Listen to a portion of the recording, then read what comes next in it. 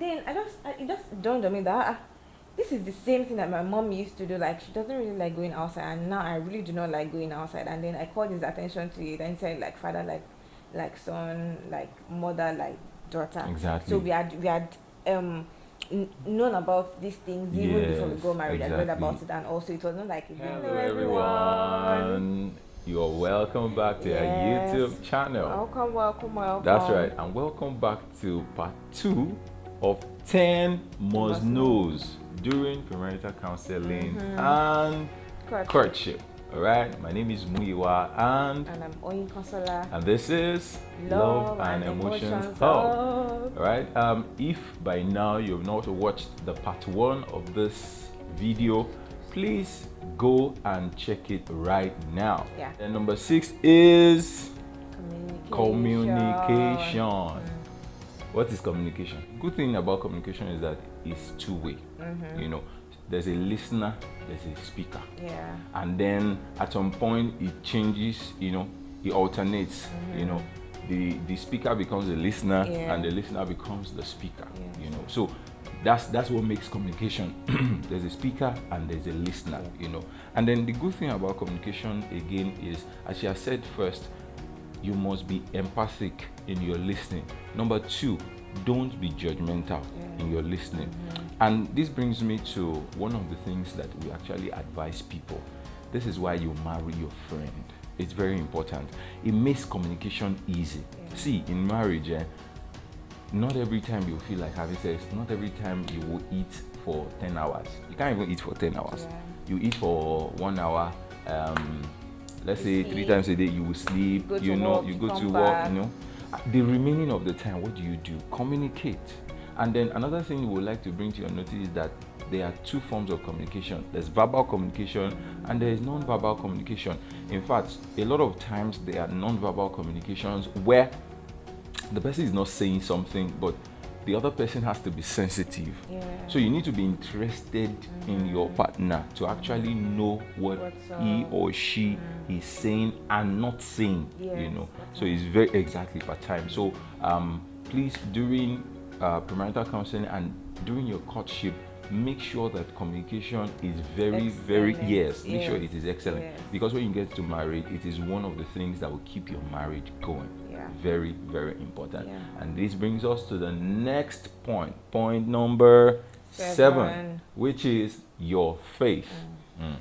You see, this area is one of the areas that must be paid attention to during courtship and premarital counseling. The truth of the matter is, even in Christendom, let's not even talk about maybe a Christian marrying an atheist or something like that. Even in Christendom, there are different sects. There are Pentecostals, there are Catholics, there are Orthodox, and different forms. Even inside Pentecostal, there are now different forms of Pentecostal. Do you understand? So that's why you need to ensure that your faith, aligns. It's very important because the basis of our physical manifestation is first spiritual, and in the spiritual realm you need to agree. The Bible says, can 2 work together except they agree? So imagine couples that one person believes that things are really spiritual, you need to take these things spiritually, and then the other person is like, you know, they're not at this level.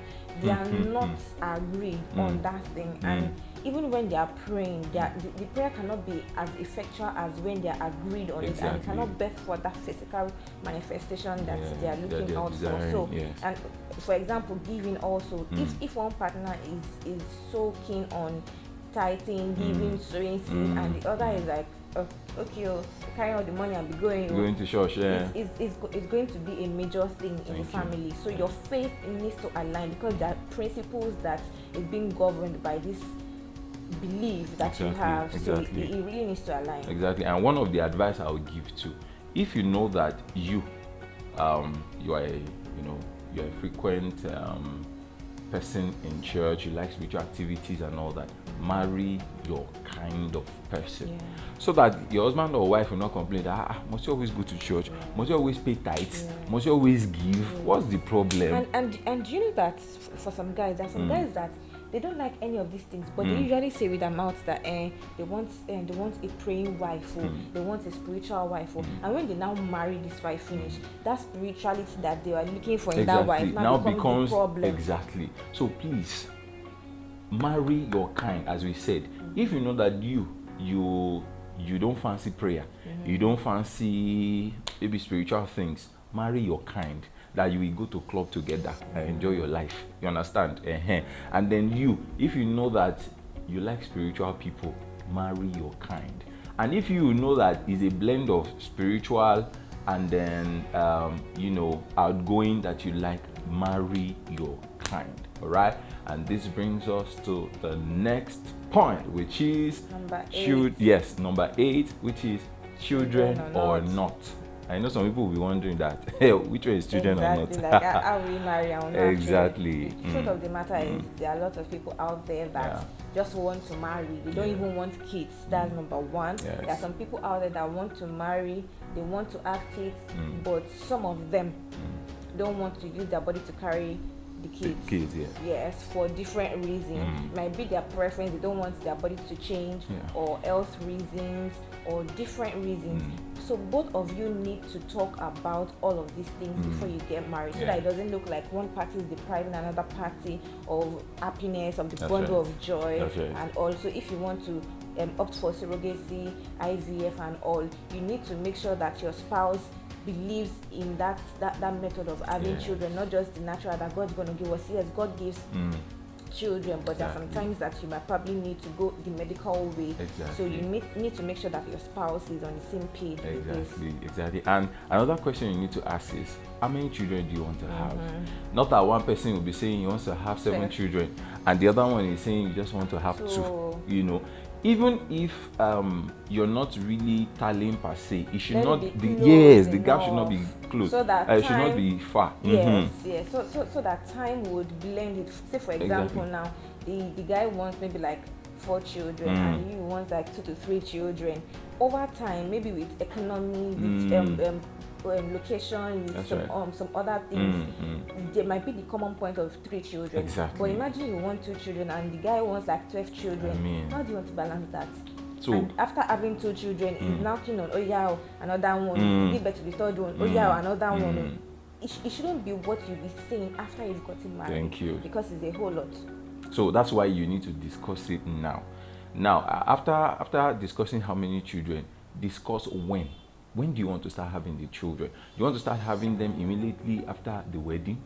That night, gang, and then first child, or twins, or triplets. Just like I saw, I had a patient that gave birth, his wife gave birth to 3 triplets. No, they were quadruplets. I'm telling you, it was amazing.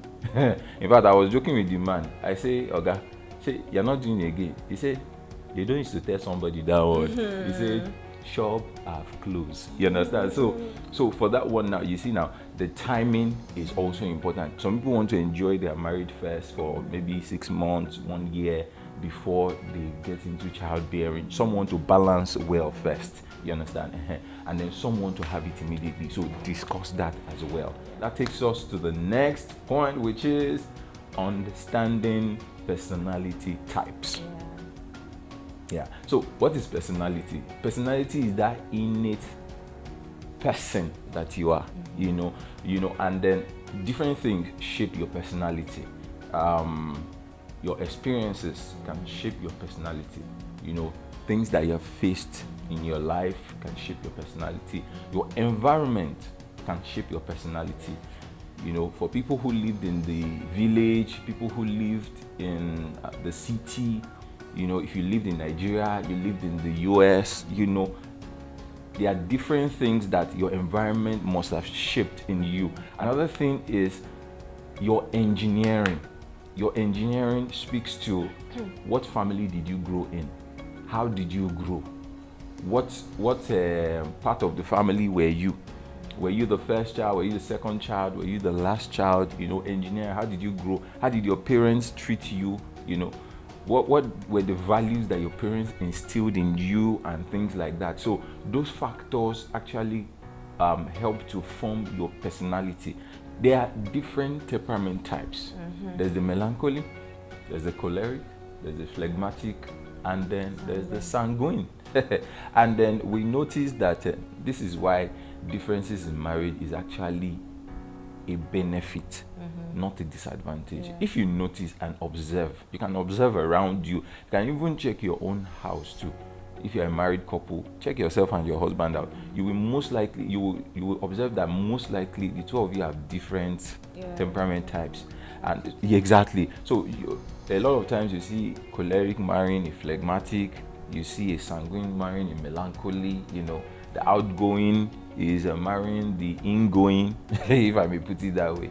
The extrovert is marrying the introvert. You know, the extrovert, you have the sanguine and the choleric are very extroverted, and then the melancholy and the phlegmatic are very introverted, you know.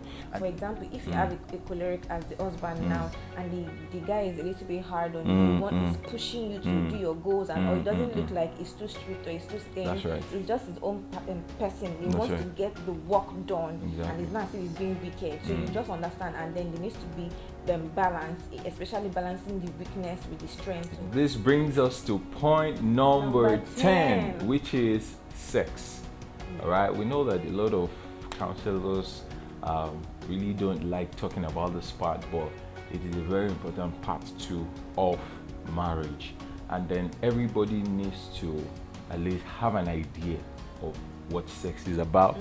You know, first thing that we'll advise is know that the two humans, that's the male and the female, have different body structures.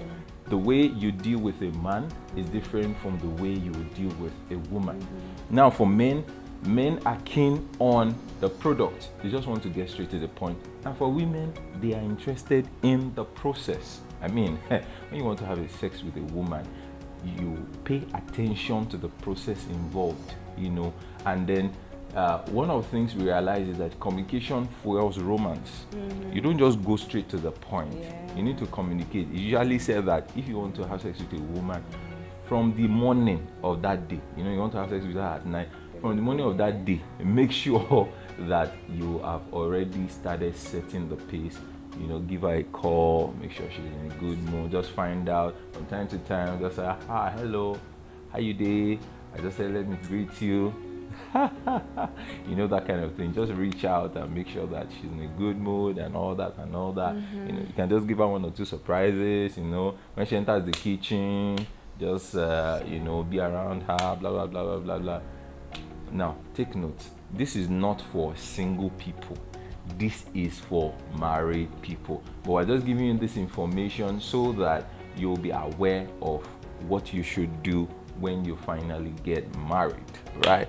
So and another thing we need to also talk about is the fact that the two of you should aim at satisfying each other. It should not be a one-way thing. You know, most of the time we've observed that males always want to just get straight to the point, and they end up neglecting the satisfaction of the woman. Please, as a good man, don't do this. Ensure that, ensure that your wife gets satisfied. Don't be interested in only your own satisfaction. And there are also other factors too that surround sex. You know, let's just bring it down close as much as possible. The fact is that a man gets aroused. Okay, a man gets aroused easily. That's right. And he just wants to eat and go. Exactly. A woman doesn't get aroused easily. You need to whine and, you know, do and you know, before she gets to that climax. And when she gets to that climax, she still needs the touching, the everything, because it's not about the entry, it's about the whole process. Do you understand? So if you as a man, you're just about, I just want to go in and come out, she is going to be lacking because she's more of the emotional being than you are. So she needs all of the inches of emotions that you can add to it. And understanding body too is very, very important, because even in times where you need to go for dutiful sex. You know that there are two types of sex. Beautiful sex and beautiful and dutiful sex is yeah. when the two of you are in the mood. Like you have the time to do all of the orishirishi. But dutiful sex is when somebody is not in the mood and then the other person is in the mood. But because you know that your body is his body and his body is your body, because two have become one. Sometimes you need to negotiate, and also that's where the dutiful sex comes in. Right. So for the woman at the dutiful position, being the person not in the mood, you need to explore your body so that you know which position is best. And so that in the bid of you wanting to be dutiful, you will not harm the woman's body, because the woman's body is actually very delicate. If not treated carefully, sex will become very painful, and you don't want that to happen to your spouse. So understanding that is very, very important. To understand your body anatomy and respect that, and know how to tread carefully. So it's as good as that. As much as possible, sex is not painful if you understand each other's body and then you do things according to the way it's supposed to be done. Sex should not be painful. And this is information for virgins, especially virgins, people, and first timers is very, very important. When you have this knowledge already, it helps you so that when you want to have the sex, it shouldn't be painful. There are other things. It shouldn't be as painful as depicted, or as painful as it's always been said. And it might be a little bit uncomfortable. That's true. But it shouldn't be like, whoo, kind of stuff. So that's right. All right. So that's the point we're trying to make. And that's why knowledge is power. When you know these things, most of these things come in very, very easy and handy for you. All right. This brings us to the end of this video. 10 must-knows during premarital counseling and courtship. All right. Before we go, please, if you have not liked, like now. Subscribe. Share and subscribe. Yes, on the sharing, I just want to give a little bit of instruction, because some of us might really not know how to do it. If you want to share this video on different platforms, on WhatsApp for example, go to the description box and click on that arrow that looks like share. When you click on that arrow, you will see copy link, you see different social media and platforms. Click on copy link, then you can go on WhatsApp, go to your status, as if you want to post, you want to type something to post on your status. Then click inside the box, you see paste. The link will be pasted on your WhatsApp status, and then you send. And then you can do the same thing also for different social media handles. And you can even send the link personally to people's DMs. So if you know people that are about to get married, or you know people that that this information will be very, very important, apart from yourself, your family members, your sisters, your brothers, your cousins, your everybody. Just feel free to copy the link and share it to them. It's very, very important, because your contact might not be our contact, and our contact might not be your contact. And aside even the spreading is a way of making people also learn. A lot of people want to get married, but they don't know what to do. So this is an opportunity for you to be a source of help to them, to know what to do. People complain about marriage, their marriage is not going well, blah blah blah, because they didn't ask the right questions. They didn't do the right things during their courtship. We know of some couples that got married recently, and on their wedding night, because most of them were first timers, they had issues, they had low knowledge on how to go about their body on the first night, and some of them that were not even ready to even conceive immediately had no clue on what to do in childbirth. So this information is very, very important. Please don't hold it to yourself. Share it as much as possible, and God bless you. All right. Also, for those of you who need premarital counseling and other forms of counseling, Love and Emotions Hub is available for counseling sessions. You can book a session with us. We'll drop our official email addresses, official ways to reach out to us in the description box below. Please feel free to reach us at any time, and then you would have a beautiful time. See you in the next video. Bye.